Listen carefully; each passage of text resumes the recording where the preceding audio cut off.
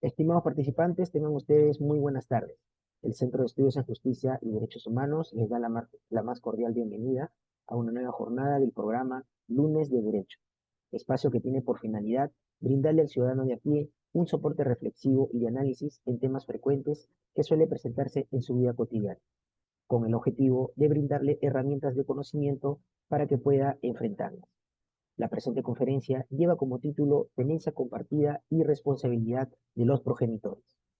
El objetivo de este evento es explicar la regulación de la tenencia compartida en el Perú, así como su impacto en el principio del interés superior del niño y adolescente. Se analizarán las ventajas y desventajas de esta regulación en el desarrollo del menor, en el marco de la Ley número 31590. Del mismo modo, se ahondará en la importancia que tienen los progenitores como responsables del menor. Mi nombre es Jimmy Torres y en esta oportunidad tengo a mi cargo la responsabilidad de conducir este espacio académico y lo hago acompañado de la doctora Teresa Cárdenas Puente, experta en la temática a abordar y quien tiene a su cargo la ponencia del día de hoy.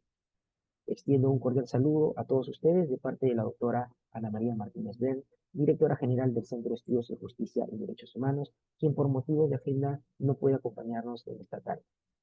Quiero permitirme agradecer a cada uno de ustedes, estimado público, por haberse conectado a esta plataforma de manera puntual y de esta forma ser partícipes de esta importante actividad.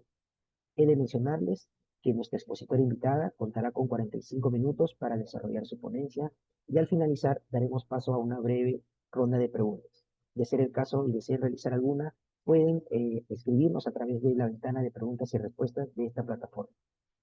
Presentamos la ponencia de la doctora Teresa Cárdenas, previa lectura de su reseña.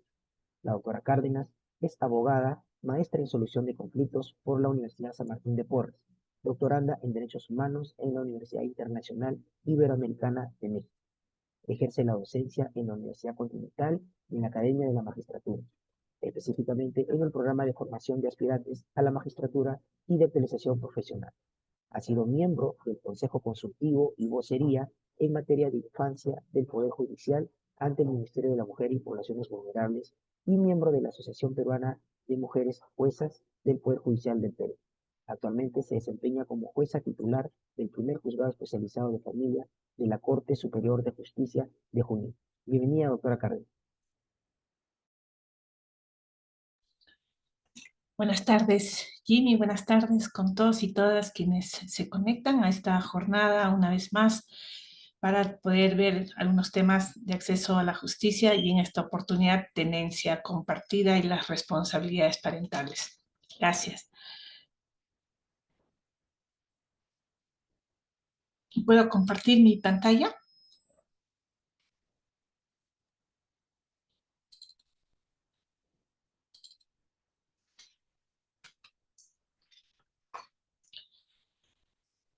Bien, iniciemos con el tema. Es un tema que quizás es una pretensión, ¿no es cierto?, que se va dando dentro de los contextos de los conflictos familiares. Los contextos familiares que presentan cierta conflictividad tienen algunos temas particulares que lo hacen particular. Todos los conflictos sociales, digamos, son relevantes, pero dentro de todos ellos los conflictos familiares son los más frecuentes y los que quizás causan mayor dolor y mayor impacto. Porque, digamos, que sus integrantes no solamente sufren, digamos, por la relación, sino porque hay relaciones sentimentales dentro de ellos. El proceso de tendencia compartida es un proceso, digamos, que dentro de los procesos de familia es tan relevante porque, digamos, que la decisión que se tome en ese proceso va a tener cierto impacto en el proyecto de vida del niño, niña, adolescente. De ahí quizás, ¿no es cierto?, su importancia. Hoy en día los conflictos familiares, tal y como señala el artículo 3 del Código Procesal Civil, podríamos decir que la finalidad del proceso es, ¿no es cierto?, brindar una solución a un conflicto de intereses dentro de una relación jurídica. En nuestro caso, dentro de una relación jurídica de orden familiar. Sin embargo, bajo la influencia del sistema de protección de derechos humanos que ha encontrado una plataforma, un terreno fértil en el proceso de familia, hoy en día el objeto que tiene el proceso de familia ya no solamente es brindar una solución a un conflicto familiar, por así decirlo, sino también una función protectora, una función tuitiva que tiene el juez, ¿no? Brinda una solución, pero esa solución, esa respuesta tiene que estar conectada al sistema de protección. De hecho, porque también hay mucha influencia de normas internacionales que tienen que, digamos, esa finalidad de proteger al niño y niña adolescente, como es la Convención sobre los Derechos, ¿no es cierto?, del niño. Antes de abordar este tema de tenencia compartida, resulta muy importante tener en cuenta lo que es juzgar con perspectiva de infancia. Y esto porque es necesario para nosotros poder identificar en qué escenario, en qué tipo de proceso y quiénes son los destinatarios de este proceso. Juzgar con perspectiva de infancia es justamente entender que la Convención sobre los Derechos del Niño es cierto que ha cambiado, ¿no es cierto?, el paradigma, ¿no es cierto?, que existía antes de la Convención de entender al niño, niña, adolescente como un objeto de derecho o un objeto de protección, al cual se le tenía que proteger frente a una situación irregular, ¿no? Cuando había algo que ponía en riesgo, algo que ponía en peligro, entonces el sistema de protección recién se activaba. Esa protección irregular que hemos desechado, que hemos dejado, que son perspectivas, creencias, ideas, ¿no es cierto?, debieran haber cambiado, ¿no es cierto?, con la llegada de la Convención. Y esto parece tan simple, pero no lo es, porque la Convención sobre los Derechos del Niño ha sido aprobada en 1989. Básicamente estamos entrando, ¿no es cierto?, a más de 34 años de su, digamos, ratificación en el Estado peruano, y todavía encontramos en ciertos juzgados o en ciertos operadores de justicia prácticas que no coinciden con esa finalidad de juzgar con perspectiva de infancia. Juzgar con perspectiva de infancia es entender justamente esa finalidad, esa mirada que también tiene la Convención sobre los Derechos del Niño. Porque la Convención reconoce a los niños y niñas adolescentes como sujeto de derecho. Y al reconocerlos como sujeto de derecho, no pueden, digamos, tener un rol pasivo dentro del proceso. Un rol pasivo en contextos o en la discusión o en el debate en el que ellos son titulares del derecho. Entonces, lo que hace la Convención es entender, ¿no es cierto?, con un nuevo paradigma, que estos sujetos de derecho, ¿no es cierto?, tienen derechos y deberes que obliga a los operadores de justicia poder, ¿no es cierto?, proteger y poder garantizar. ¿Y cómo garantizamos los derechos de los niños, niñas, adolescentes? ¿No es cierto?, con una evaluación de los hechos y circunstancias en torno al niño, pero, ¿no es cierto?, teniendo en cuenta su participación como sujeto activo respecto, ¿no es cierto?, de sus necesidades y de sus intereses. Es decir, que bajo una perspectiva, ¿no es cierto?, de infancia y adolescencia, el eje central del destinatario para poder garantizar, para poder activar un sistema de protección es el niño, niña, adolescente. Esto implica, ¿no es cierto?, que el operador vaya o se aleje de una visión adultocéntrica. Una visión adultocéntrica referida a entender o a considerar que los intereses y derechos de las personas adultas, en este caso de tenencia, los progenitores, sean derechos e intereses superiores a lo de los niños, que haya que atenderlos de manera primordial y que posteriormente pueda, ¿no es cierto?, enfocarse sobre las necesidades y derechos de los niños. Esta visión, digamos, adultocéntrica es un razonamiento que el juez debe eliminar al momento de decidir.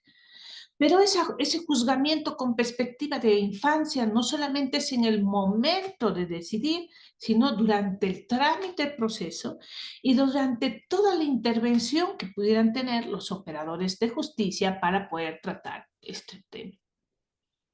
Porque estos factores o estas ideas preconcebidas, adultocéntricas, de poder, digamos, atender o priorizar las necesidades, los derechos de los adultos, hace que nuestro razonamiento, ¿no es cierto?, se vea sesgado con la presencia de sesgos cognitivos negativos dentro de lo que es la teoría del razonamiento.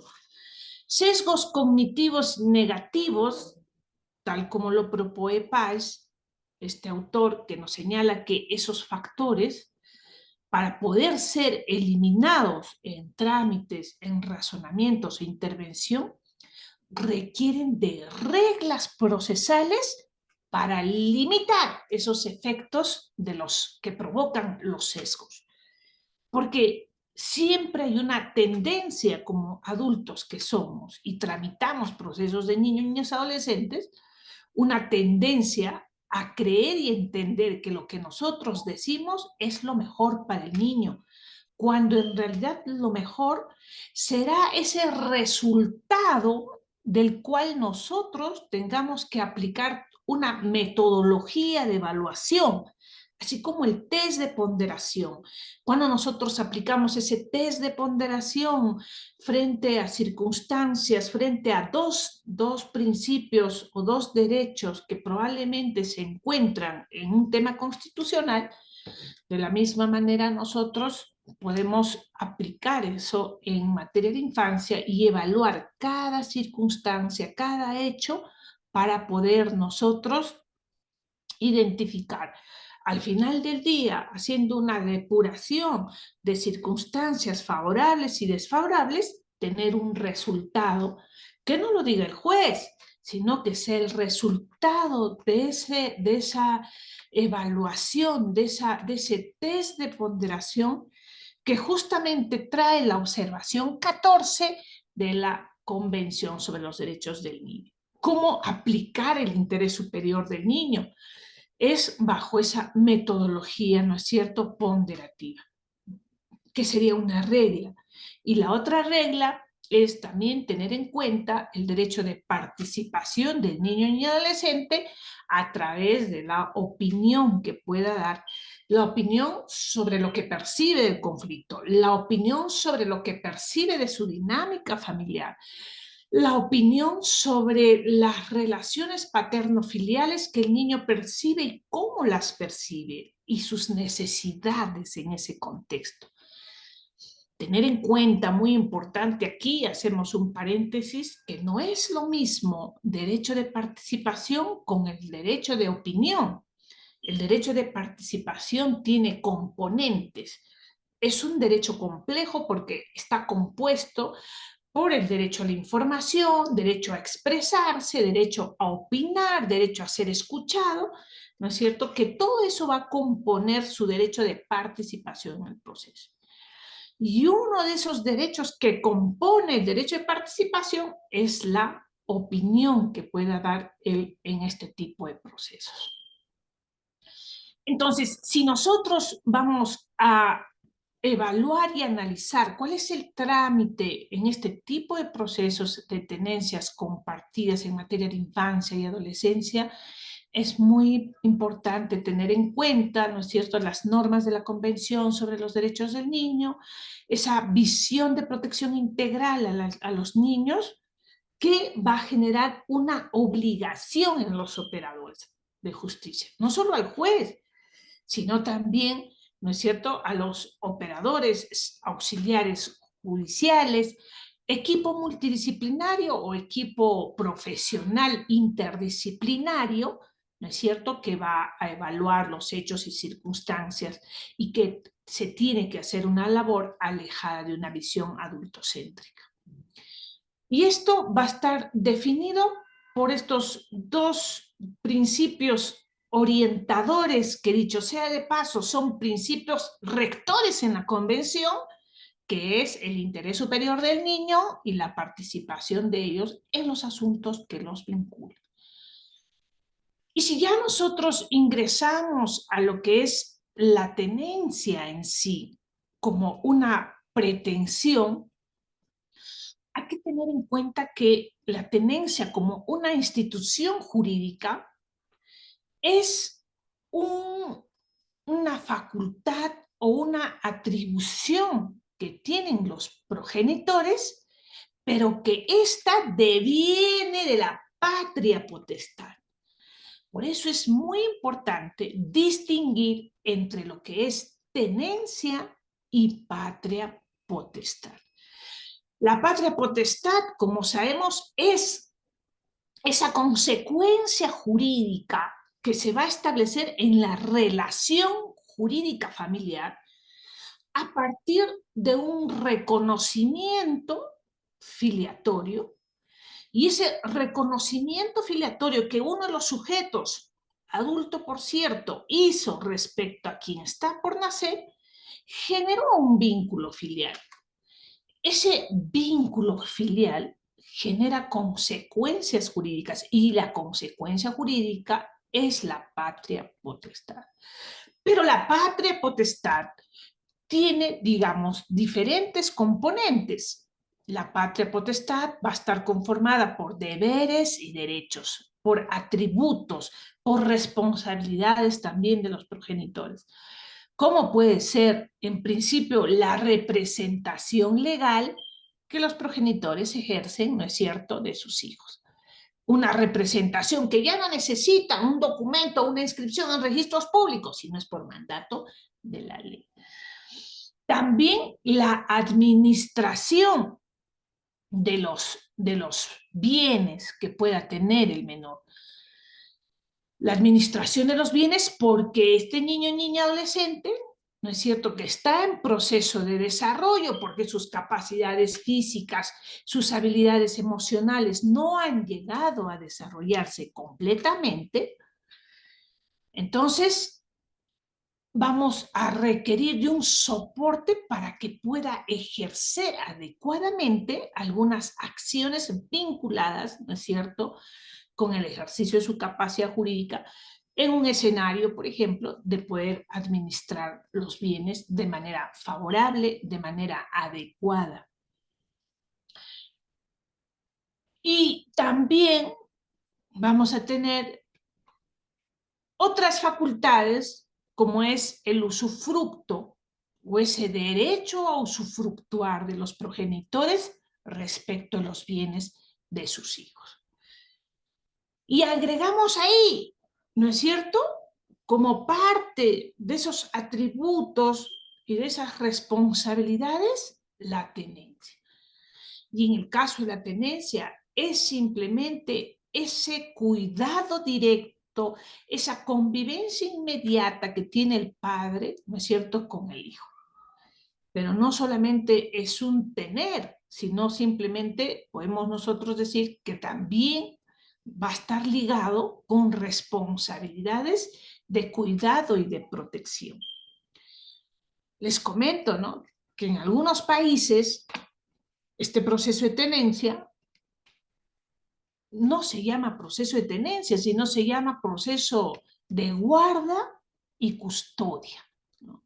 Un proceso de guarda y custodia que significa lo mismo, que es el cuidado y protección que los progenitores dan, ¿no es cierto?, de manera directa, inmediata al niño y adolescente. Y si ya nos vamos a un contexto, digamos, entre las formas como se puede ejercer la tenencia, hoy en día, a propósito de la ley 31.590, vamos a tener, ¿no es cierto?, sus derivaciones o las formas como se puede, digamos, ejercer la tenencia.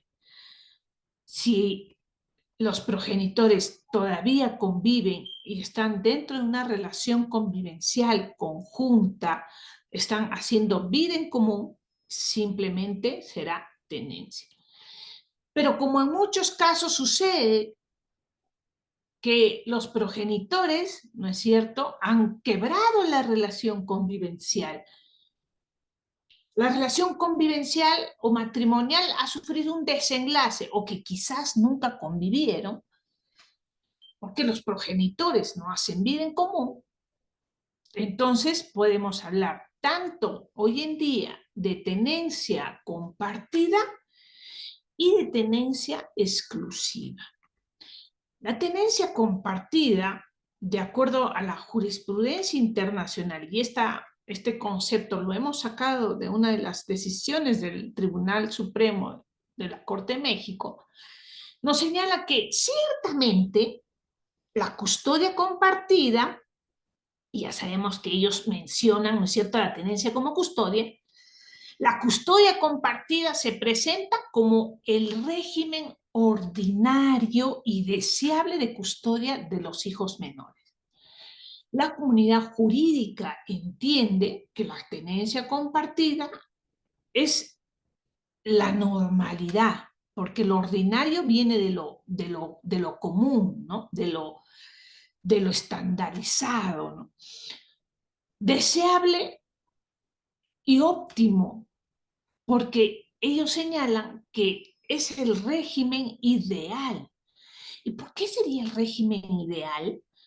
Porque se entiende que como régimen, al tener el cuidado compartido, tanto derechos y responsabilidades de los progenitores, es el que más se aproxima a un modelo de convivencia existente antes de la ruptura de la convivencia. ¿Cuál es el fin último de la norma? Es justamente la elección de ese régimen de custodia. La tenencia compartida no es un término, digamos, exacto, es un término que va a estar, como se dice, conceptualizado de manera indeterminada. ¿Y por qué indeterminada? Porque la tenencia compartida tiene que ser un conjunto de reglas, un conjunto de acciones delimitadas, establecidas, organizadas, estructuradas, para que dos sujetos, dos personas, dos progenitores puedan ejercerla de manera conjunta. Hago énfasis de esto porque he visto en muchas actas de conciliación que los progenitores, ¿no es cierto?, muy motivados, concilian tenencia compartida y dicen, nosotros acordamos ejercer la tenencia compartida del menor XY, punto. Y la gran pregunta es, ¿cómo se ejerce esa tenencia compartida? Porque cuando yo ya digo compartida, me estoy remitiendo a un régimen, a una estructura, a una fórmula de organización. Entonces va a tener que estar sí o sí la tenencia compartida estructurada. Entonces, la tenencia compartida podría decirse que es lo más óptimo, lo más adecuado. Sí, podría decirse, porque sería, digamos, lo más ideal que el niño, niña, adolescente tenga, ¿no es cierto?, a sus progenitores de manera conjunta, ¿no?, quienes puedan asumir de manera conjunta su cuidado. Y esto no es que los sistemas o los modelos procesales de uno u otro país puedan cambiar, sino que esto deviene de la Convención sobre los Derechos del Niño. ¿Y por qué deviene de la Convención? Porque aquí, en esta dinámica de procesos de guarda y custodia, que nosotros lo conocemos como procesos de tenencia, vamos a ingresar un principio clave, pero no es un principio que absorba, sino es un principio que nos va a ayudar a medir parámetros, a medir criterios, a estructurar, a organizar. Viene como un principio de soporte, de apoyo, pero el principio estelar obviamente es el interés superior del niño que se asiste, ¿no es cierto?, el principio de derecho de participación. Este principio de corresponsabilidad básicamente ha sido, digamos, insertado en nuestro sistema sin necesidad de que la ley 31.590 lo diga. De hecho, no lo menciona. Pero si nosotros nos vamos a la exposición de motivos de esta ley, vamos a encontrar, ¿no es cierto?, que sí lo menciona, y es más, toda la modificación y estructura está basada en el principio de corresponsabilidad. El principio de corresponsabilidad también se vincula con el artículo 9 de la Convención, que tiene que ver un derecho fundamental del niño. Es más, si está en la Convención, podríamos decir hasta que es un derecho humano, que es el derecho del niño a vivir en un ambiente familiar sano. De hecho, sí, el niño tiene derecho a tener una familia. El niño tiene derecho a vivir en un ambiente familiar, pero la convención no se queda en un ambiente familiar. Exige que ese ambiente familiar sea sano. ¿Y quiénes tienen esa responsabilidad de que ese ambiente en el que el niño va a obtener o va a lograr su pleno desarrollo y bienestar, tal como lo plantea la Convención? Justamente es, ¿no es cierto?, son los progenitores. Los progenitores tienen, ¿no es cierto?, con su comportamiento, con sus habilidades parentales, tienen que generar un ambiente sano. No un ambiente de conflictividad, no ambientes con factores de riesgo para el niño. Entonces esto nos está dando un indicador que los progenitores tienen responsabilidad. Es por eso que en los procesos de tenencia se evalúa a los progenitores sobre las habilidades parentales, habilidades o responsabilidades parentales, que lo va a evaluar tanto el psicólogo como la asistenta social. Habilidades parentales que probablemente vayan con algunos indicadores propios o particulares de su personalidad, sus habilidades para ejercer control de ira, control de frustración, o si no, las estrategias que tiene también este progenitor para trabajar, ¿no es cierto?, algunas acciones permisivas, ¿no es cierto?, que probablemente, ¿no es cierto?, no apoyan o no ayudan mucho al niño. Y también señala que este derecho a vivir en un ambiente familiar sano no es responsabilidad del niño, es responsabilidad en primer orden de los progenitores. En primer orden de los progenitores. Entonces, probablemente en un contexto de falencia del cumplimiento de responsabilidades entrará ya el Estado a ejercer tutela, que es un tema muy aparte.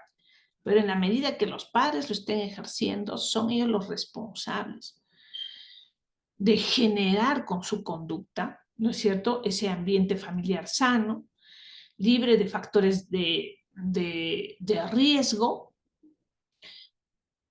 libre de indicadores de conflictividad, libres de denuncias, ¿no es cierto?, de estarnos, digamos, buscando con la policía para poder ver al niño, y el otro progenitor que no quiere ni que lo vea, ni por la ventana, y todos esos contextos que ellos los propios progenitores en muchas ocasiones generan. Pero hay algo más ahí. No solamente los progenitores tienen esa responsabilidad para poder, ¿no es cierto?, generar un ambiente familiar sano en el que el niño pueda ejercer o pueda desarrollarse, pueda tener un pleno desarrollo, pueda tener un bienestar positivo que coadyuve, ¿no es cierto?, a su crecimiento, a su formación, sino que también tienen derecho ellos de relacionarse con el progenitor con el que no viven. Estas relaciones paterno-filiales, en primer orden, son derechos de los niños, niñas y adolescentes. ¿Por qué? Por órdenes o por normas morales que todo ser humano, ¿no es cierto?, necesita para vivir. Tener ese soporte familiar, esa imagen de mamá y de papá. Y si en la medida de lo posible hay esa voluntad de ambos de estar presente, lo que nosotros hacemos como operadores es coadyuvar, darles la fórmula, buscar la dinámica, la nueva dinámica familiar después del desenlace o en la medida de que haya una convivencia, ¿no es cierto?, de progenitores separados. Y aquí podríamos hacer un paréntesis de decir que esas relaciones paterno-filiales que el niño, niña, adolescente, ¿no es cierto?, tiene que tener con el progenitor con el que no vive, la pregunta es, ¿de quién es esa responsabilidad? ¿Será del juez? ¿Será del operador? ¿Será del Estado? No, no, no. Es, ¿no es cierto?, del progenitor quien está asumiendo la tenencia y ejerce, ¿no es cierto?, labores de cuidado y de protección. Y por ende, ese progenitor nos tiene que asegurar, nos tiene que garantizar que va a cumplir, ¿no es cierto?, con garantizar y con satisfacer los derechos del niño a vivir en un ambiente familiar sano y a relacionarse con el progenitor con el que no vive, teniendo en cuenta siempre lo que es más favorable, lo que le beneficie. Pero como dice la ley 3466, que son criterios para aplicar el interés superior del niño, estas decisiones tienen que ser evaluadas en el impacto que va a tener la decisión en el proyecto de vida del niño, a corto, largo y sobre todo a largo plazo.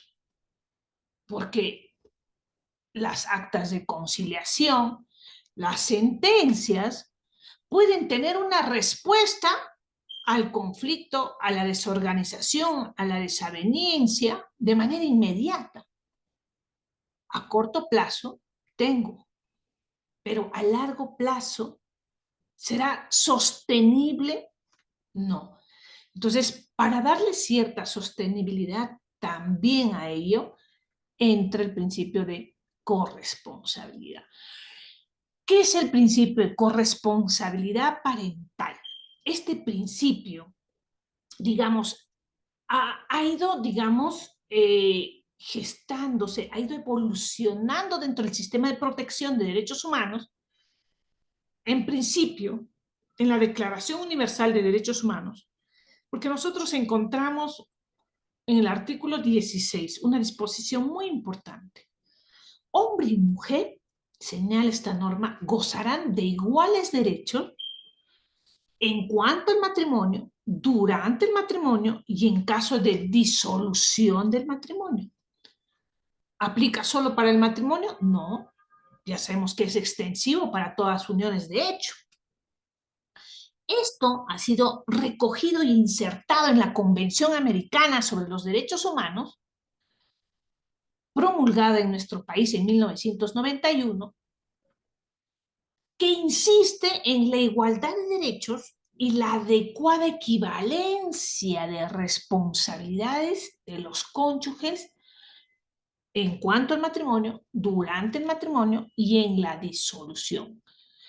Y las responsabilidades de los cónyuges no solamente son responsabilidades respecto a los asuntos de régimen patrimonial o, digamos, los deberes propios del matrimonio, sino que sabemos que cuando los cónyuges, ¿no es cierto?, tienen hijos, también asumen responsabilidades, ¿no es cierto?, respecto de los hijos.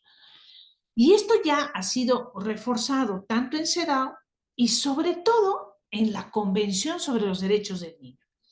Pero en la Convención sobre los Derechos del Niño, nosotros como con esa mirada, con esa perspectiva de infancia, cogimos esta norma, pero no tanto para generar un tema de igualdad a favor de hombre y mujer, sino que esa igualdad que se garantiza en estas normas internacionales beneficia al niño. Por eso es que en el artículo 18 de la Convención van a encontrar ustedes que nos hablan justamente de las obligaciones comunes de los padres. Dice, los padres tienen obligaciones comunes respecto a la crianza, el desarrollo, ¿no es cierto?, al interés superior del niño como una preocupación fundamental. Entonces, esta norma nos habla sobre obligaciones conjuntas, sobre crianza conjunta. Entonces, en un escenario en el que hombres y mujeres son iguales en todos los ámbitos de la vida, va a traer una consecuencia para nosotros, que es el reparto equitativo de derechos y deberes entre los padres respecto de sus hijos. Ese reparto equitativo que nos da una palabra clave que es equidad. Equidad.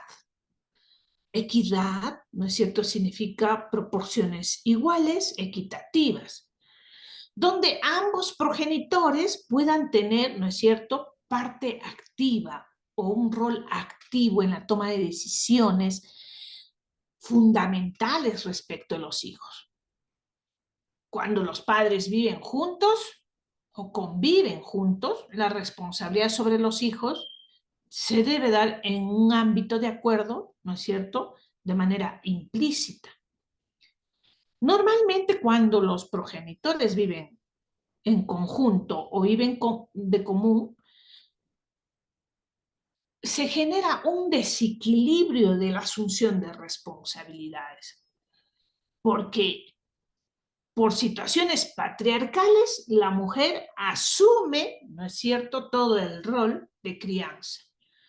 La mujer decide qué va a estudiar el niño, en qué colegio estudia y que si estudia básquet o ballet, ¿no es cierto?, en las tardes y si estudia piano, no estudia piano, etcétera. Todos esos asuntos, digamos, de orden educativo, lo asume la mujer, en la mayoría de casos, obviamente, no en todos.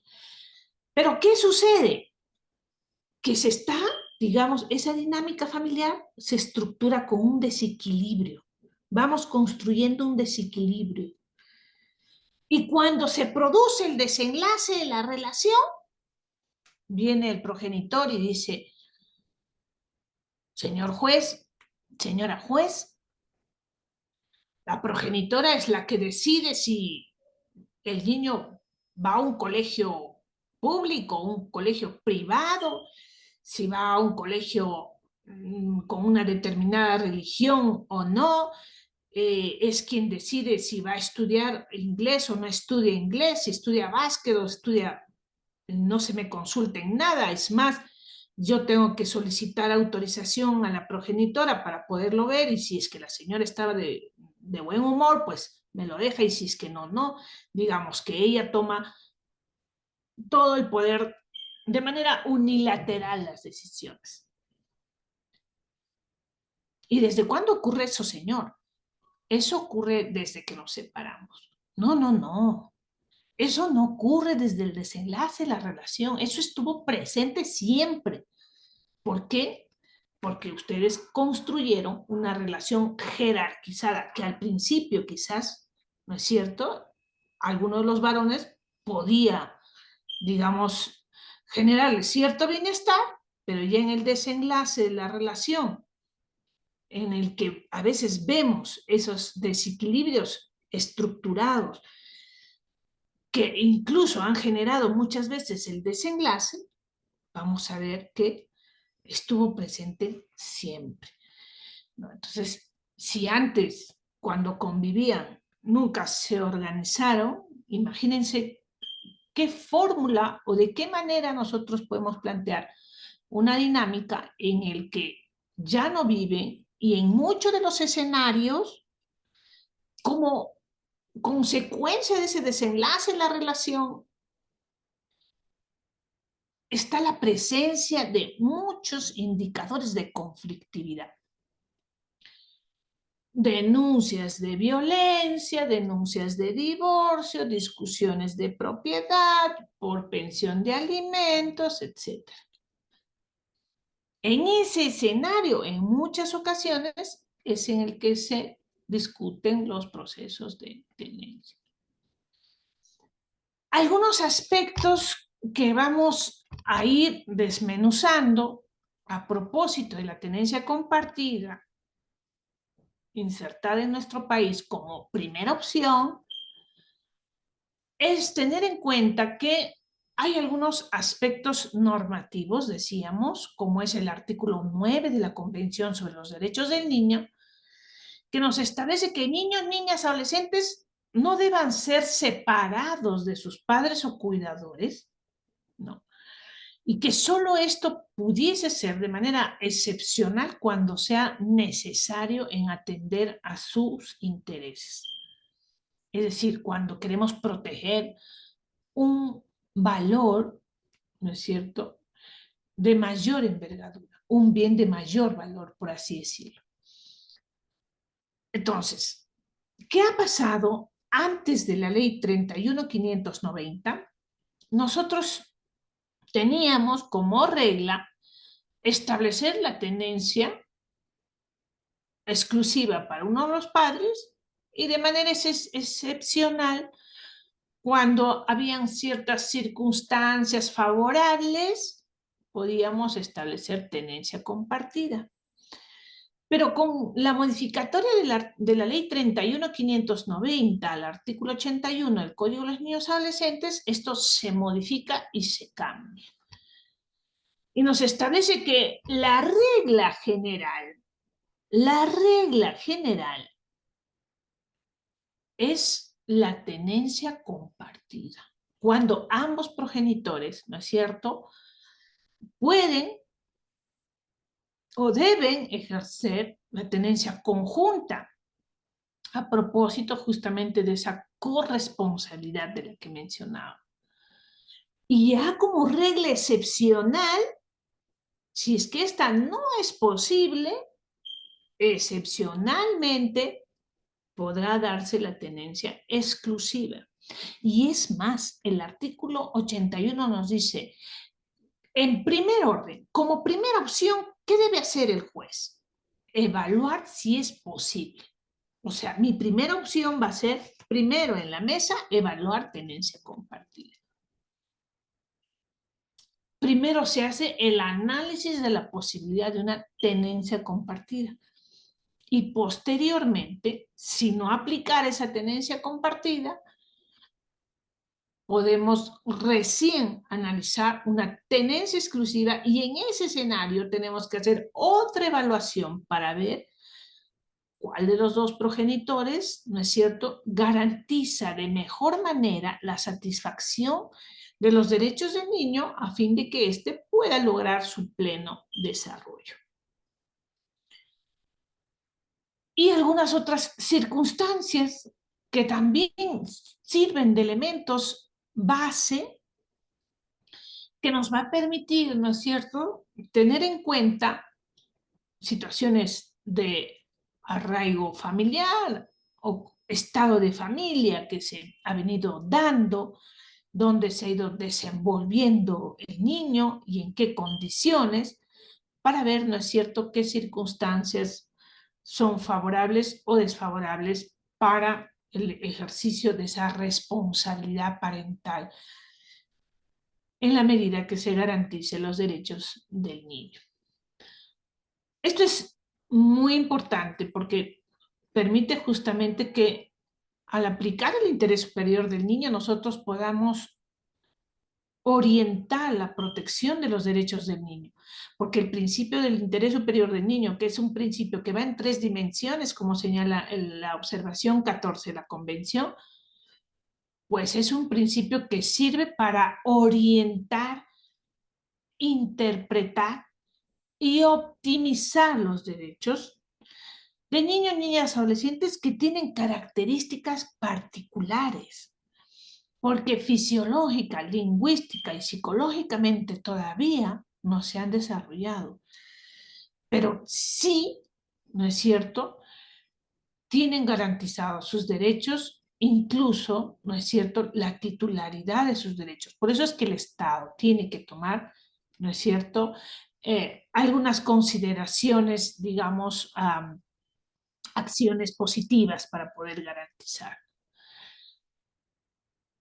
En este cuadrito que pretende resumir toda la modificación relevante que ha hecho la ley 31.590, yo quiero, a modo que voy comentando, señalar algunos contextos y algunas situaciones.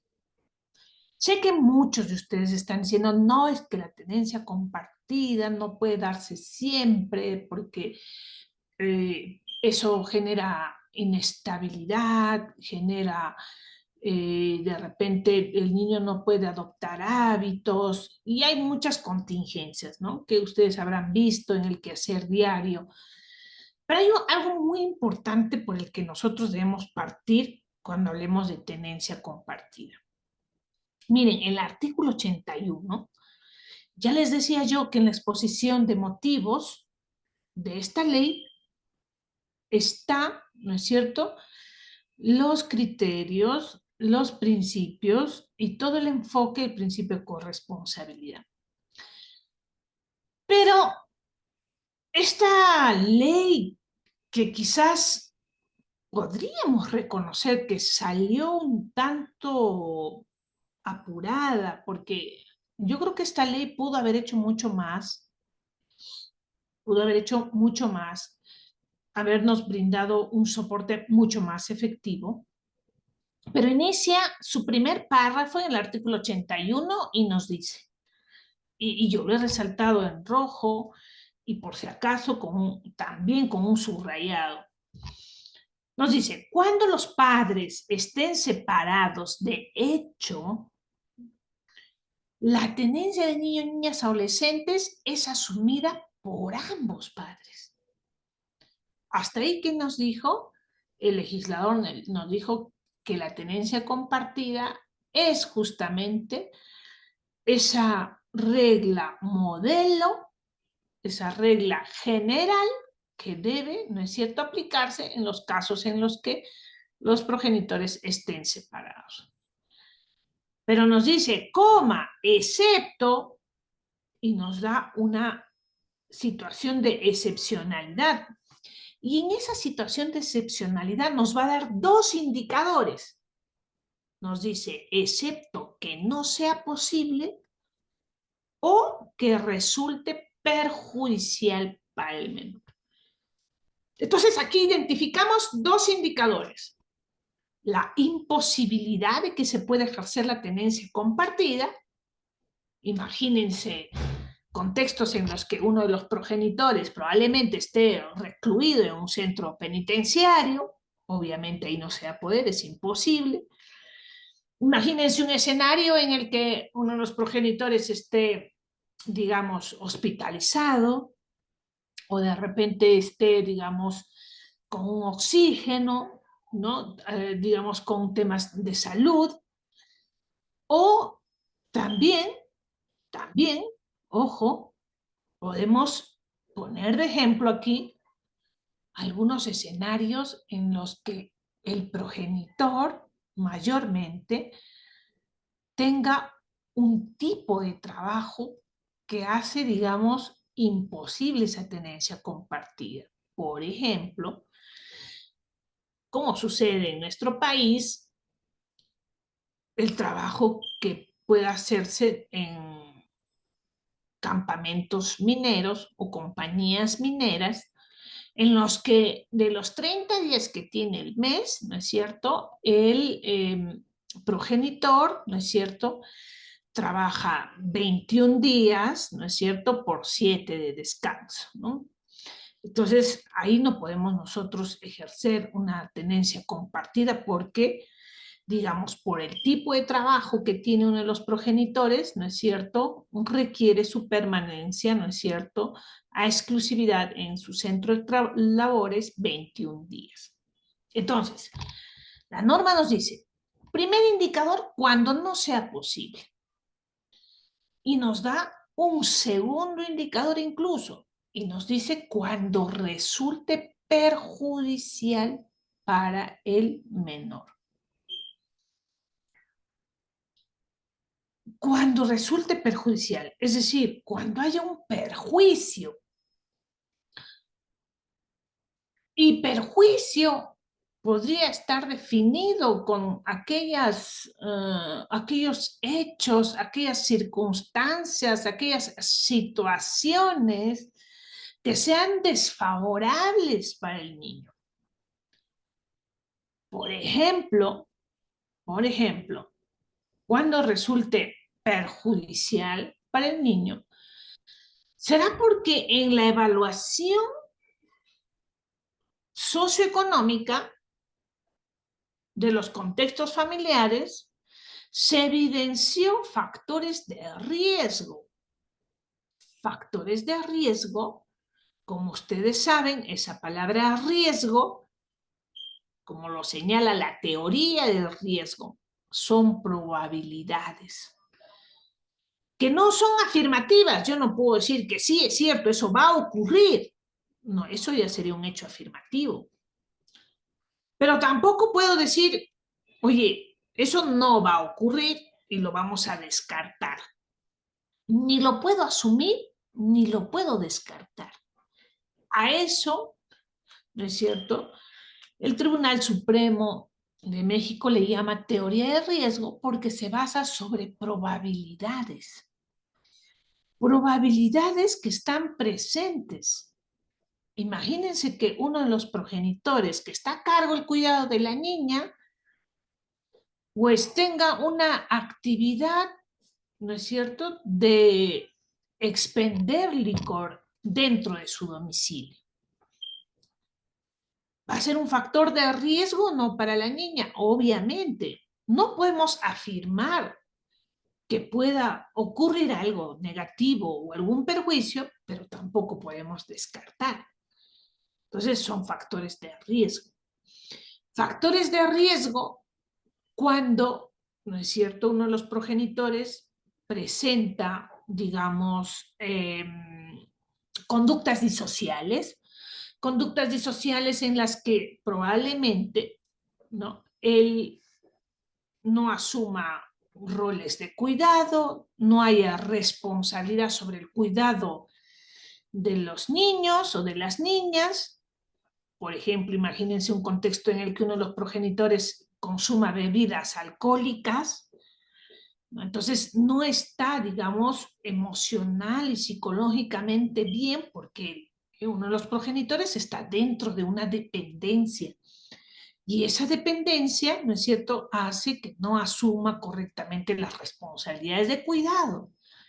Entonces, no podríamos nosotros tener un escenario, una dinámica familiar en torno a ese progenitor que nos garantice, ¿no es cierto?, que el niño o niña vaya a tener, ¿no es cierto?, un ambiente familiar sano en el que pueda ejercer su pleno desarrollo. Y para citar un ejemplo más, entre muchos que pueden haber, es cuando los progenitores, al producirse el desenlace de la relación, han elevado considerablemente los indicadores de conflictividad. porque están inmersos en procesos judiciales, en disputas de bienes, ¿no? Que hace que incluso los progenitores, en ellos no exista comunicación. Y ojo, la ejecución de la tenencia, sea exclusiva o sea compartida, requiere de una comunicación adecuada, ¿no? Entonces, siempre es importante, ¿no?, a los usuarios o ustedes cuando tengan a sus patrocinados y tengan que aconsejar, trabajar comunicación asertiva, con tolerancia y respeto, porque en muchas de las ocasiones los progenitores no pueden ni conversar ni 2 o 3 minutos, si es que ya no terminaron, ¿no es cierto?, en una comisaría, ¿no?, denunciados por violencia psicológica, por violencia física. Denuncia contra denuncia, denuncia contra denuncia. A veces cogen esa dinámica, ¿no? Entonces, ¿y por qué ello sería relevante? Porque ese escenario de conflictividad no es un escenario favorable. Más bien es un escenario que perjudica el desarrollo del niño. Y no solamente porque perjudica el desarrollo del niño, si vamos desde una mirada, desde un enfoque procesal, acuérdense que la tenencia exclusiva y la tenencia compartida, el tipo de ejecución de esa decisión, o sea, el cumplimiento de esa decisión, es sucesivo, es dinámico, es periódico. No es cuando yo recibo una orden del juez y me dice, señor, usted tiene 6 días para entregar la casa. En efecto, dejo la llave y me voy. Y se terminó. Para mal o para bien se terminó. Pero las decisiones en tenencia no tienen esa característica. Más bien, cuando el juez decide lo que tenga que decidir, es el inicio de una historia. Es el inicio de acciones, es el inicio de un comportamiento que tienen los progenitores. Entonces, por eso, evaluando el tipo de obligación, el tipo de cumplimiento de esa decisión, es sucesiva, es dinámica, es periódica, ¿no? Entonces requiere de una constante coordinación y comunicación entre los sujetos que van a cumplir, ¿no? Entonces, ¿por qué en un escenario de conflictividad, incluso la ejecución, aún si se ordenase de esa manera, no se podría ni siquiera ni cumplir, ¿no? Y también eso genera el temor, ¿no?, que ustedes habrán visto en los procesos de este tipo, ¿no?, que los progenitores temen, ¿no es cierto?, que uno de los progenitores pues desaparezca, ¿no?, del lugar, ¿no?, con el niño sin dejar rastros. Nos ha pasado en muchos de los casos, no solamente desaparezca en un contexto a nivel nacional, sino también puede sacarlo del país. Entonces, todos esos peligros se llenan e invaden, ¿no es cierto?, el proceso, porque obviamente no estamos generando las garantías adecuadas. Dicho sea de paso, si es que ello ocurriera, acuérdense siempre de pedir la ubicación inmediata con un sistema incluso similar al de requisitorias. Ordenamos la ubicación inmediata en todo el país y lo mandamos a traer. Entonces, este primer párrafo es muy importante porque de entrada nos da 2 indicadores casi constantes, se habrán dado cuenta, constantes, en los que, ¿no?, de hecho, la tenencia compartida no va a poder darse. También nos señala que los padres de común acuerdo y tomando en cuenta el parecer del niño y adolescente, determinan la forma de la tenencia compartida, de ser el caso, y esto se formaliza en una conciliación extrajudicial. Entonces, miren, en el segundo párrafo nos dice que los progenitores de común acuerdo determinan la forma. ¿Qué quiere decir? Que el legislador considera y entiende que la tenencia compartida tiene una forma. Por eso yo les decía inicialmente, no es un concepto determinado, exacto, sino al contrario, es indeterminado. Y como es indeterminado, la tenencia compartida, nosotros tenemos que preguntar, ¿y cuál es la forma? ¿En qué forma? ¿De qué manera se va a cumplir esa tenencia compartida? Por eso yo les hablaba de una dinámica familiar estructurada, organizada, ¿no es cierto? Delimitada, ¿no es cierto? Con algunos puntos, con algunas claves, con algunas fechas, con algunos periodos que ayuden a darle forma a esa tenencia compartida, porque de lo contrario, cuando en el acta de conciliación está la tenencia compartida, a veces, doctora, no me quiere dar los alimentos que me exige tenencia compartida. ¿Y qué si le firmas una tenencia compartida? Sin forma no se ejecuta.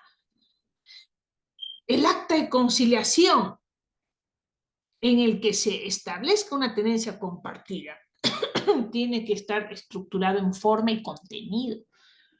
Porque cuando nosotros querramos, porque probablemente no se cumplió el acta y querramos llevar ese acta de conciliación al juez y decirle, señor juez, inicie un proceso único de ejecución, porque este es un acta que yo quiero que usted lo ejecute, ¿no? Porque usted tiene esa coerción, ese poder coercitivo para hacerlo. El juez dirá, pero ¿de qué forma?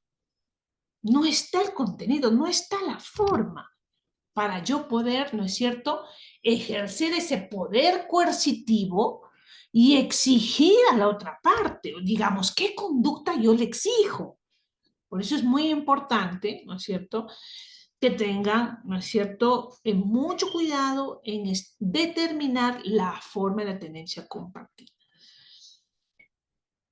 El tercer párrafo nos señala, ¿no?, de no existir acuerdo, porque lo normal y lo correcto es que los progenitores asuman esa responsabilidad de decidir de acuerdo a sus circunstancias, porque ellos saben sus circunstancias, ellos son conocedores, ¿no?, titulares de sus vivencias. Entonces es importante que ellos estructuren, pero en la medida de que ello no pueda ser posible, el juez, dice en el tercer párrafo, otorga como primera opción la tenencia compartida y va a dictar medidas necesarias para su cumplimiento.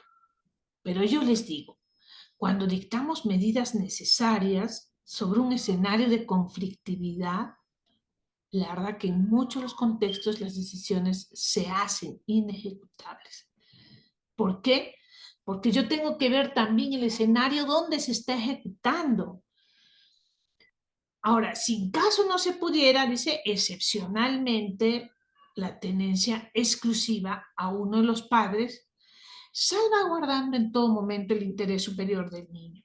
Y si se estableciera la tenencia, no es que el progenitor que va a tener la tenencia exclusiva es el único titular omnipotente, señor de señores, que va a decidir unilateralmente, porque, ojo, no se ha quebrado la patria potestad.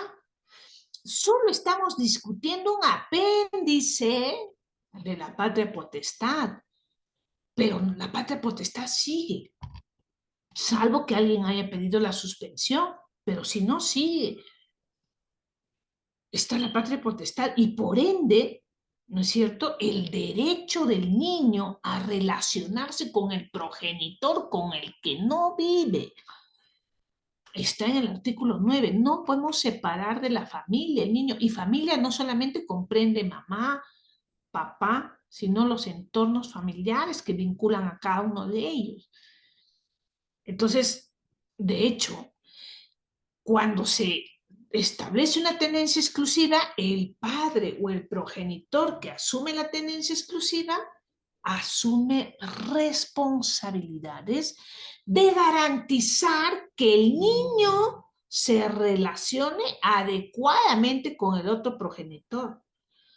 No es que como en audiencia dicen, mire doctora, yo no me opongo, ya usted señaló el régimen de visitas, que vea su caso el señor, cómo se relaciona, yo no me meto, a mí no me importa, no es mi problema. Eso es totalmente falso. ¿Por qué? Porque usted está ejerciendo la tenencia y el cuidado del niño. ¿Y quién debe garantizar que todos los derechos del niño se den de manera satisfactoria? Pues aquel que está bajo el cuidado, ¿no es cierto? Entonces, tiene que contribuir y colaborar para que el hijo o hija se relacione adecuadamente con el progenitor. Otro punto importante es la variación de tenencia. Tanto fue el apuro del legislador de sacar esta ley sin revisarla y estructurarla de una mejor manera, que esta variación de tenencia, tal como nosotros lo vemos en pantalla, es una sanción. Lo que ha hecho el legislador es convertir la variación de tenencia en una especie de sanción. Porque va a decir, cuando la tenencia compartida o exclusiva sea determinada por conciliación o sentencia, puede ser variada, dice. Se puede variar cuando ya tenemos una decisión previa, vía conciliación o vía sentencia. Y se puede variar por una nueva resolución. Y nos establece algunos criterios. ¿Y qué criterios tiene el juez para variar la tenencia? Y de frente o de manera directa nos remite, en su segundo párrafo, ustedes lo pueden leer, nos remite de frente a la conducta del padre o madre que estuviera a cargo del cuidado del niño y niña adolescente. O sea, que de hecho la variación de tenencia está vinculada a la conducta del progenitor a cargo del cuidado. Pero se contradice, ¿no? Porque pareciera que estuviese hablando de una exclusiva que quiere convertirse a compartida, pero en el primer párrafo dice tenencia compartida o exclusiva, puede ser variada. Pero el afán era poner a la variación de tenencia cual verdugo, ¿no es cierto?, para poder, ¿no es cierto?, sancionar la conducta enfocada más a la conducta de los progenitores en un escenario de tenencia exclusiva. Pero que puede darse en tenencia compartida, la norma lo establece, probablemente sí. ¿Y qué conductas el padre o la madre podría realizar y que desencadenen a una sanción? Primero, dañar o destruir la imagen que el hijo tiene del otro padre en forma continua, permanente y sistemática.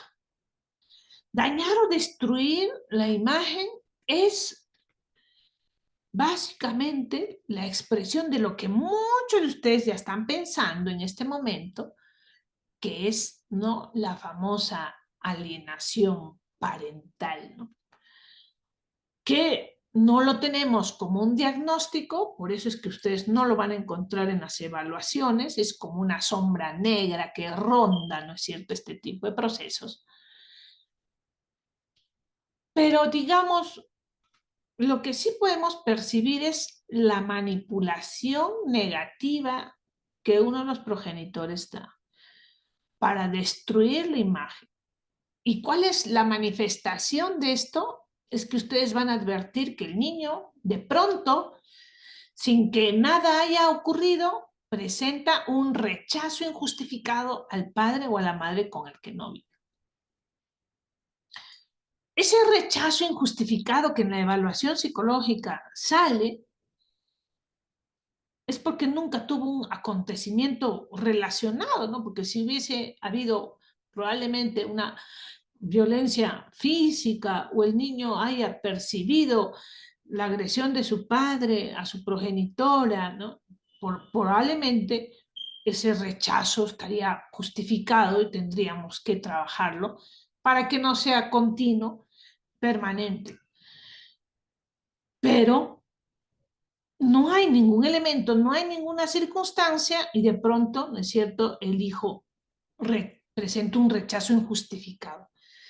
Pero este rechazo injustificado tiene que tener característica de ser continuo, ¿no?, con varias acciones, permanente, seguido y sistemático, ¿no? Vamos alimentando información negativa al niño respecto al otro progenitor de manera, digamos, poco a poco, hasta lograr que éste luego pueda, ¿no es cierto?, generar un rechazo. Eso, de hecho, perjudica al niño.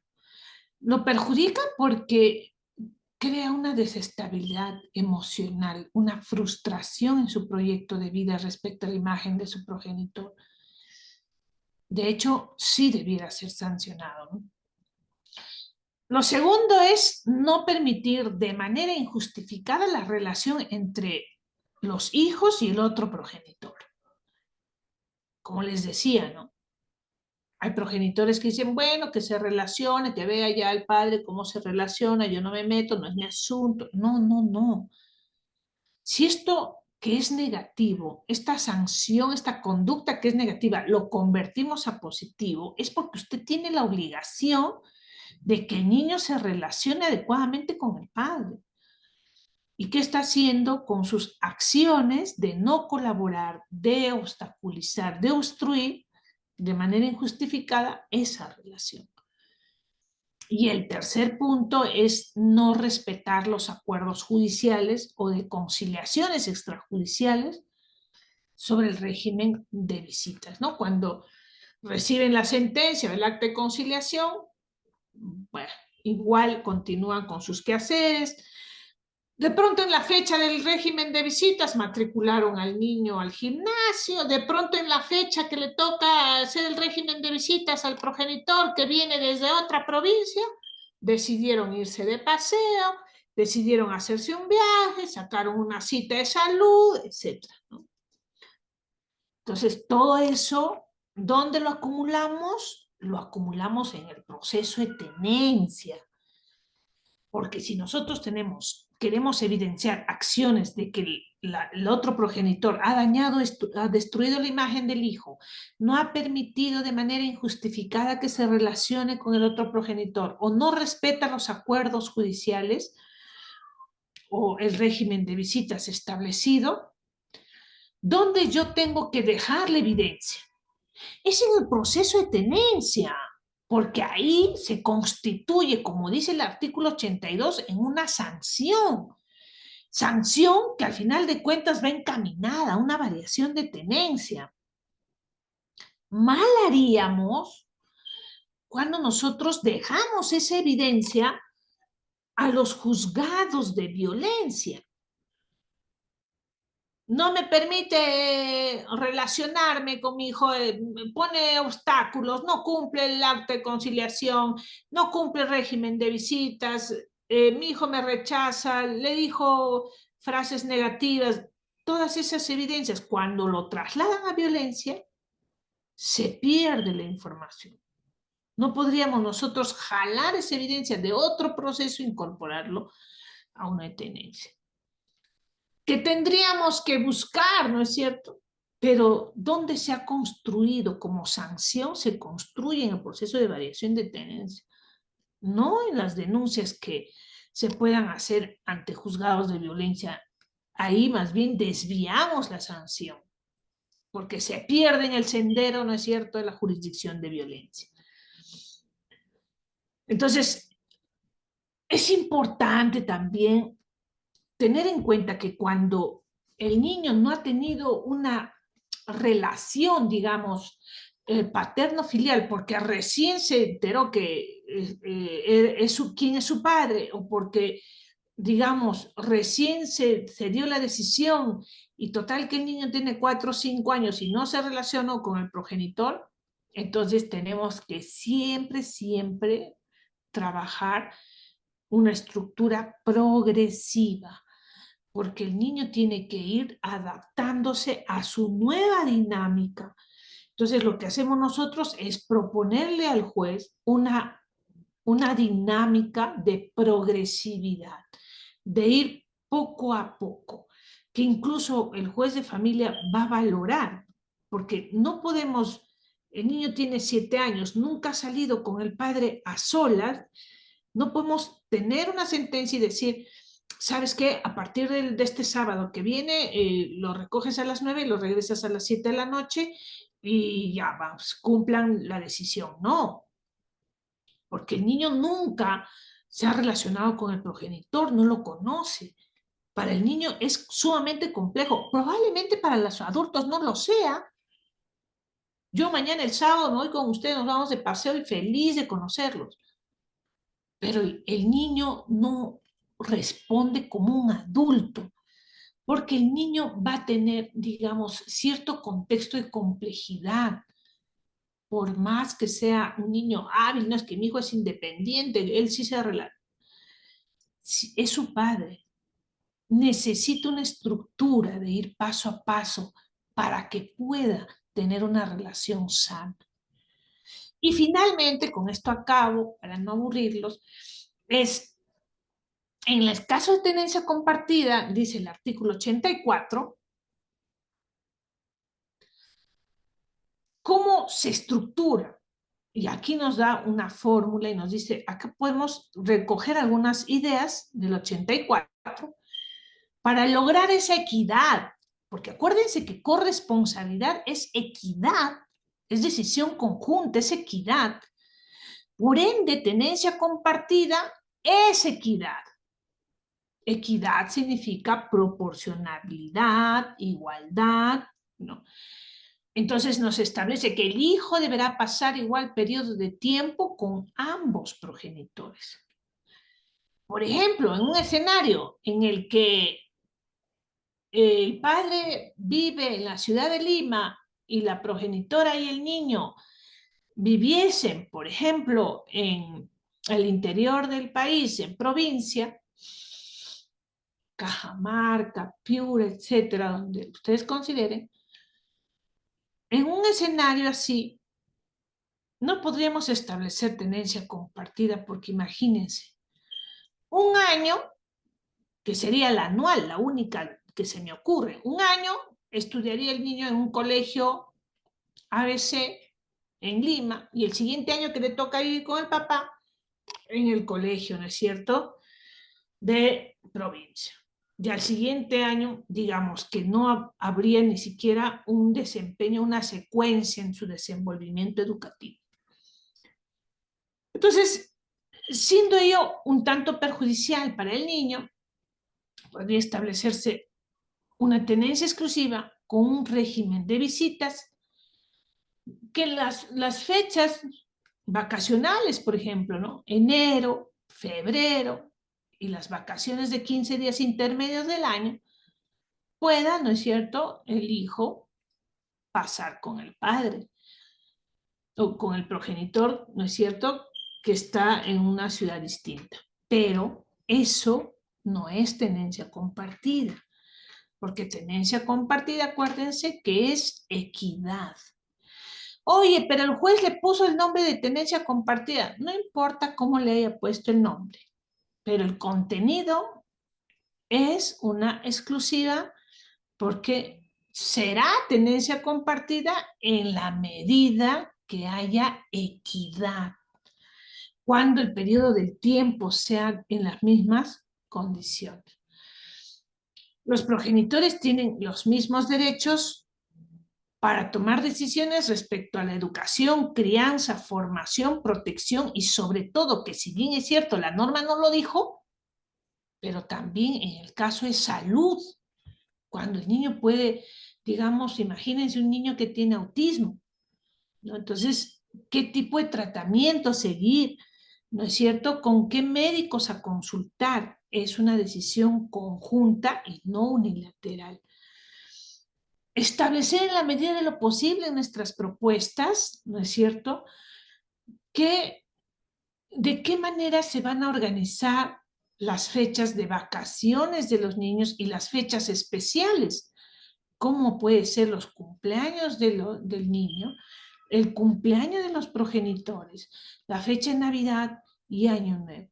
En la medida que todo esté bien delimitado y estructurado, para los progenitores les servirá de mucho. Entonces, la tenencia compartida se puede cambiar en función de las necesidades del niño, porque ya decíamos que estamos en un contexto de relaciones familiares en las que las circunstancias, las personas son dinámicas, van en constante cambio, ¿no? Entonces, por eso es que incluso no hablamos de decisiones incluso definitivas, ¿no? Entonces, es importante tener en cuenta siempre estos aspectos y sobre todo trabajar la progresividad, ¿no? Que es lo que básicamente ayuda mucho en este tipo de casos.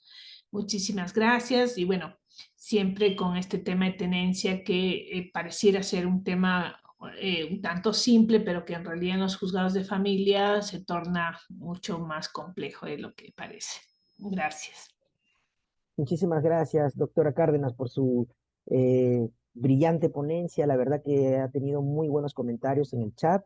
La felicitan por ser tan didáctica, con ejemplos, ¿no? Y casos. Sí, inmediatamente, sí, porque nos hemos extendido un poquito en el tiempo y agradecemos a las 1000 personas que se han conectado y a las 950 personas que aún permanecen con nosotros en esta sala. Gracias a todos.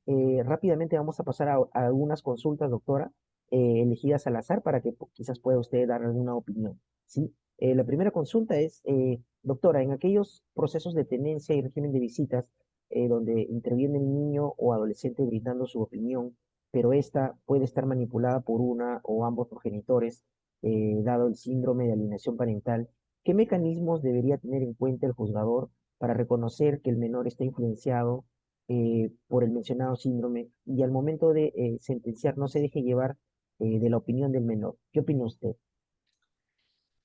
Sí, muchísimas gracias por la pregunta. Y es que la opinión del niño, su derecho a participación no termina con la expresión de sus necesidades, ¿no? Sino también la valoración que hace el juez a esa opinión emitida por el niño en la decisión judicial.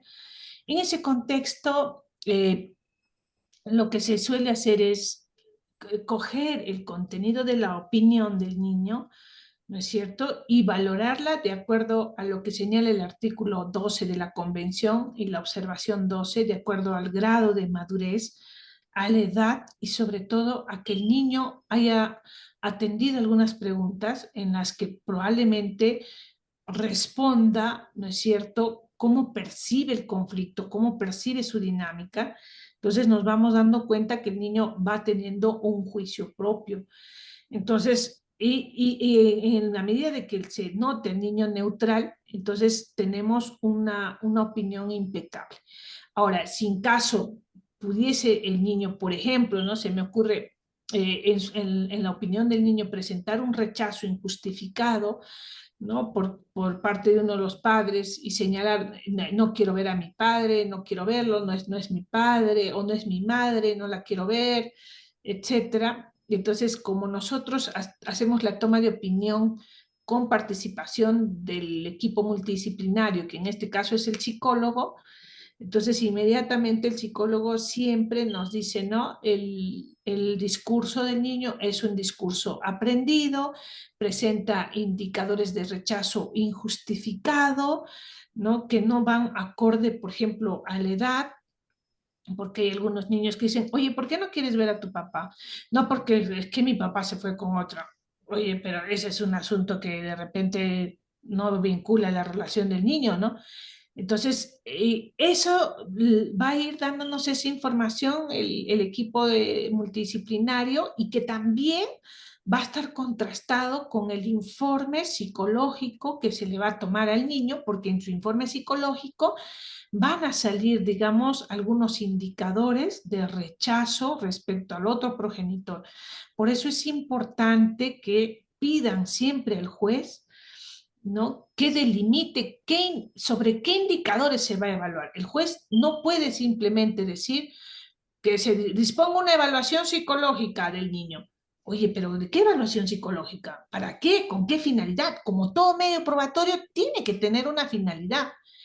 ¿Y con qué finalidad? Pues para evaluar estos indicadores. Y el juez tiene que delimitar qué indicadores, y tenemos en el protocolo de evaluación del equipo multidisciplinario los indicadores, ¿no? Patrones de conducta, afectación emocional, afiliación parental, que es cómo se identifica con los progenitores. Todo eso el juez se lo tiene que detallar al profesional del equipo multidisciplinario para que pueda hacer una intervención adecuada.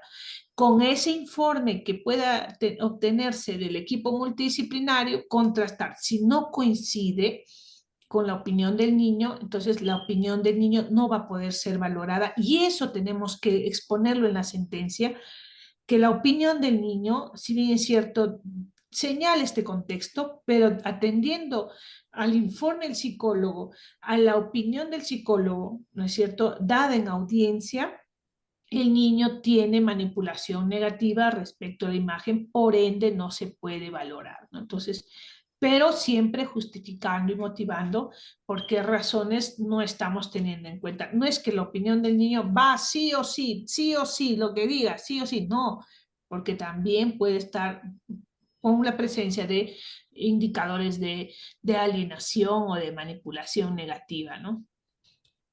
Gracias. Ok, doctora, gracias. Otra consulta que nos hacen es, doctora, ¿por qué razones legales o fácticas uno de los padres podría solicitar la tenencia única? Bueno, si queremos sustentar una tenencia exclusiva, podríamos señalar porque, como decía, ¿no? Del otro lado hay factores de riesgo, por ejemplo, en el otro progenitor, sea porque haya alguna dependencia de consumo de bebidas alcohólicas o de repente una falencia en las habilidades y responsabilidades parentales. En muchos de los casos también se ha visto que algunos progenitores no tienen habilidades parentales y que se requiere todavía de un periodo para corregir cuando ejercen, por ejemplo, violencia física o psicológica, digamos, porque ellos siguen un modelo de educación tradicional, ¿no? Entonces, ahí no hay habilidades parentales. Entonces, también, ¿no? Entonces, cuando nosotros encontremos falencias en las habilidades parentales que expongan a cierto riesgo o a cierto perjuicio al niño, entonces podríamos incluso solicitar. Y lo otro, se podría solicitar la exclusiva cuando está la imposibilidad de que se dé una tenencia compartida, ¿no? Como ya les decía, si es que viven en ciudades distintas, no se va a dar una tenencia compartida si es que uno de los progenitores trabaja 21/7, 14/7, o digamos jornadas ordinarias de labor, digamos, especiales que hacen que no pueda cumplir. Y si vamos por la conducta de los progenitores, siempre las conductas, digamos, que no hayan, digamos, ausencia de afectaciones, porque en muchos de los casos hay personas que son, por ejemplo, sumamente depresivas, o probablemente puedan tener, digamos, un diagnóstico de esquizofrenia, ¿no? Que normalmente no estamos diciendo que vaya a perjudicar al niño, pero no podemos tampoco descartar. Siempre hay factores de riesgo que van a sustentar el pedido, ¿no? Ok, doctora, gracias. Otra consulta que nos realizan es, ¿cómo proceder ante la figura de la tenencia compartida si el padre o madre se llegara a mudar a otro departamento, por ejemplo? Bueno, cuando a veces se da la tenencia compartida, y en muchos de los casos, como nos plantea la pregunta, es que uno de los progenitores, digamos, se va de la ciudad por no cumplir justamente esa tenencia compartida, cambia al niño de colegio, ¿no? Entonces, ahí lo que yo considero sería una variación de tenencia por el comportamiento, la conducta que ha tenido el progenitor, porque, digamos, ha hecho todo ese desplazamiento, y sí que eso es cierto, porque muchos de los progenitores o progenitoras en su mayoría, ¿por qué no decirlo? Hay progenitoras que son capaces de hacer cualquier cosa con tal que el niño no se relacione con el padre. Entonces, y si es de desplazarse a otra ciudad, lo van a hacer.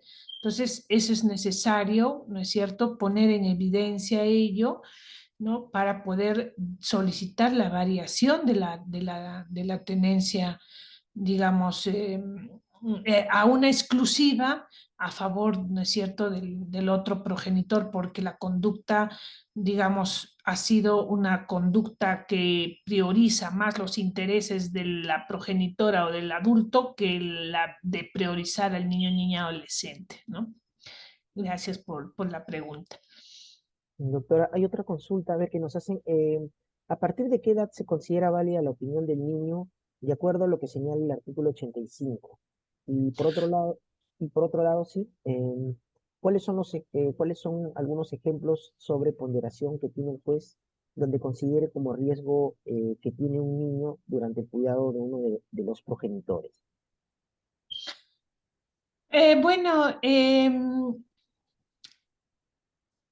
la Convención sobre los Derechos del Niño ha sido extremadamente cuidadosa de no establecer una edad promedio para valorar la opinión del niño, y esa misma línea ha seguido el Código de los Niños Adolescentes.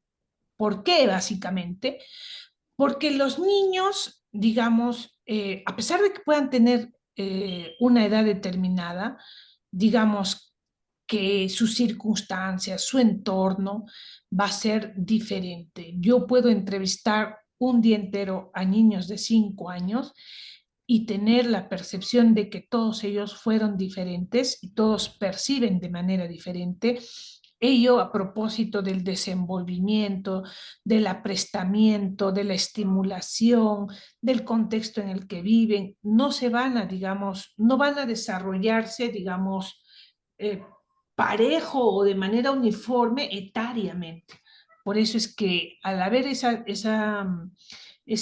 situación, digamos, la convención no señala ningún tipo de edad. Ahora, se dice que para tomar la opinión del niño probablemente tendríamos que tener a un niño entre 4 a 5 años que pueda expresarse.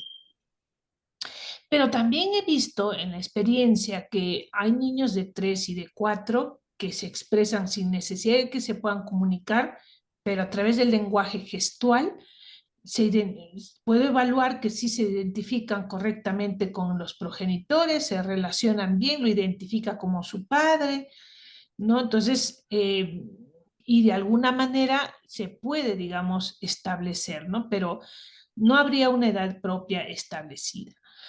Ahora, en el tema de la ponderación, eh, todo esto de la ponderación, porque mucho antes, en mi época quizá, se aplicaba el interés superior del niño como una frase mágica para evitar al juez tener que sustentar, tener que argumentar. Igual el abogado decía, por el interés superior del niño interpongo recurso de apelación, ¿no? Entonces, nadie sabía lo que era el interés superior del niño, parecía, digamos, un concepto abstracto, nebuloso, que no se sabe lo que es, a veces va para positivo, otras veces para negativo. Entonces, ¿qué ha establecido? Esto ha sido advertido por el Comité de los Derechos del Niño, y por eso es que el año 2013 ha sacado la Observación General 14, que nos establece lineamientos para aplicar el interés superior del niño. Esa observación 14 ha sido, digamos, importada a nuestro país y lo hemos hecho aterrizar en nuestro sistema interno a través de la ley 3466 y su reglamento, que son parámetros para aplicar el interés superior del niño. En el artículo 8 y 9 de ese reglamento van ustedes a encontrar qué elementos tiene que tener en cuenta el juez para poder evaluar el interés superior del niño. Está el derecho a la identidad, su participación, opinión del niño, sus contextos o circunstancias que le llamamos factores concurrentes, ¿no? Sobre situaciones sociofamiliares, necesidades y derechos de los niños, todo esto que va en la mesa. Digamos que incluso yo diría que es mucho más complejo hacer una ponderación en ese escenario, porque en el ámbito constitucional tenemos dos derechos, digamos, enfrentados. Aquí tenemos muchos elementos, muchas circunstancias que van girando y que hay que tomar una decisión. Entonces lo que hacemos es seleccionar lo favorable y lo desfavorable, ¿no? Y una situación, por ejemplo, una ponderación que podría resultar, ¿no? En muchos de los casos es si yo encuentro, por ejemplo, que hay factores de riesgo en el entorno de uno de los progenitores, pondré desfavorable para tenencia compartida. Si encuentro, digamos, algo favorable porque ellos probablemente tienen una situación sociofamiliar adecuada, socioeconómica incluso, entonces le pondré en el ámbito de lo favorable. Si encuentro, por ejemplo, una falta de habilidades parentales en uno, entonces iré sumando a circunstancias desfavorables y finalmente podré obtener, ¿no es cierto?, cuál de ambas ha tenido mayor, digamos, peso para yo poder, ¿no es cierto?, tomar una decisión, pero eso va a ser una valoración individual de cada elemento. Yo podría decir ahorita, ¿no? Oye, si es que el progenitor, por ejemplo, tiene falencias en las habilidades parentales, no podría yo decir que ese es un elemento que va a ser determinante, porque no sé de los otros elementos. ¿Qué tal ese es el único elemento y lo demás todo está correcto y eso simplemente está presente y eso sabemos que es susceptible de corrección, ¿no? Entonces puede el progenitor seguir un plan de trabajo para que pueda corregir ello, ¿no? Pero si a ese elemento, a esa circunstancia desfavorable, sigo incrementando circunstancias desfavorables, como el horario en el trabajo, como las prácticas negativas que puede tener uno de los progenitores, los factores de riesgo en torno al lugar donde vive, y voy sumando, sumando. Entonces, como les digo siempre, iniciar la audiencia. No sé, ni yo misma sé en cada proceso cuál será la decisión, porque a veces me dicen, ¿cómo lo ves? ¿Cómo lo sientes esto? ¿Hacia dónde va? ¿Va fundada, infundada, compartida? Es que no lo sé porque tengo que evaluar elemento por elemento, ¿no? Y cada elemento arrojará un resultado al que yo voy a ir seleccionando, ¿no es cierto? Y la balanza, ¿no es cierto?, se va inclinando hacia un lado y ese es justamente el contexto que quiere este principio de ponderación del interés superior del niño, de regular lo que sea más favorable para el niño, incluido el estado de familia en el que el niño se viene desenvolviendo, porque si el niño se viene desenvolviendo un año, 2 años, o se ha venido desenvolviendo, por ejemplo, en el entorno materno, y ese entorno ha sido adecuado porque su evaluación educativa, psicológica y social es adecuada, entonces tendré que optimizar ello y si en caso encontrase algún factor de riesgo, tendré que, digamos, priorizar lo otro porque el niño o la niña, digamos, solamente voy a modificar ese estado que viene dándose de manera adecuada, lo modificaré frente a una situación de orden más trascendental o de mayor impacto, es decir, porque yo me encuentre en el camino con un factor de riesgo que probablemente sea un perjuicio mucho más grande, que tenga que sacrificar, digamos, un contexto en el que una dinámica familiar en el que la niña o niño se viene desenvolviendo, digamos, adecuadamente, ¿no? Es más o menos así como, digamos, funciona esta metodología del interés superior del niño, que las invito a que revisen en la ley 3466 y su reglamento. Ahí van a encontrar mucho contenido porque esta ley tiene casi el 60 o 70% de la observación 14 y la otra de la observación 12. Es una fusión entre la observación 14 y 12 que ha sido recogida por nuestro sistema interno para poder, digamos, asistirnos en este tipo de procesos en materia de infancia. Gracias por la pregunta.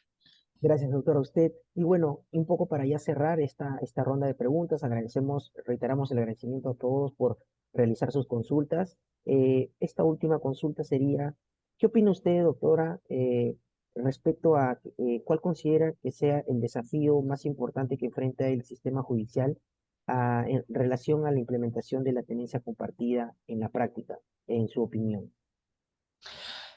Bueno, parece una pregunta el valor de la verdad, pero en realidad debo confesar que uno de los desafíos que todavía existe es el de juzgar con perspectiva de infancia, que todavía considero en la administración de la justicia no lo hemos logrado al 100%. La aplicación correcta del interés superior del niño, esa mirada con perspectiva de infancia libre de sesgos adultocéntricos, que todavía recorren los pasillos de los juzgados como una sombra, ¿no? En la que hace que los jueces y los operadores, digamos, razonen sobre la base de los intereses de quienes postularon la demanda y no sobre el verdadero titular del derecho, que es el niño y adolescente. Creo que en ese punto todavía nos falta mucho por avanzar y sería, digamos, lo más óptimo que nosotros pudiéramos tener, como en otros países, un protocolo para aplicar la perspectiva de infancia en la administración de justicia, lo cual desde ya nos ayudaría mucho a poder uniformizar y estandarizar estos criterios, ¿no? Gracias por la pregunta. Bueno, doctora Teresa, muchísimas gracias a usted por su tiempo, por su didáctica ponencia y asimismo a las 874 personas que hasta este momento nos vienen acompañando, bueno, siguiendo esta importante conferencia con este eh, trascendental tema, ¿no? Que entendemos que es por ese motivo que nos siguen acompañando hasta este momento, a pesar de habernos ya pasado el tiempo que irrogaba esta conferencia, pero le agradecemos, doctora, nuevamente por su tiempo. Muchísimas No, gracias. disculpen más bien y bueno, hacer extensivo el saludo a uno de mis colegas que está conectado, el doctor Carl Castillo, que es juez de familia de Panamá, quien justamente está presente para poder hacer una comparación entre ambos sistemas. Un saludo para él y para todos los que están conectados a nivel nacional, como siempre, a disposición de ustedes. Muchísimas gracias. Un saludo con todos. Permiso. Gracias, doctora. Gracias a todos y nos vemos el próximo lunes.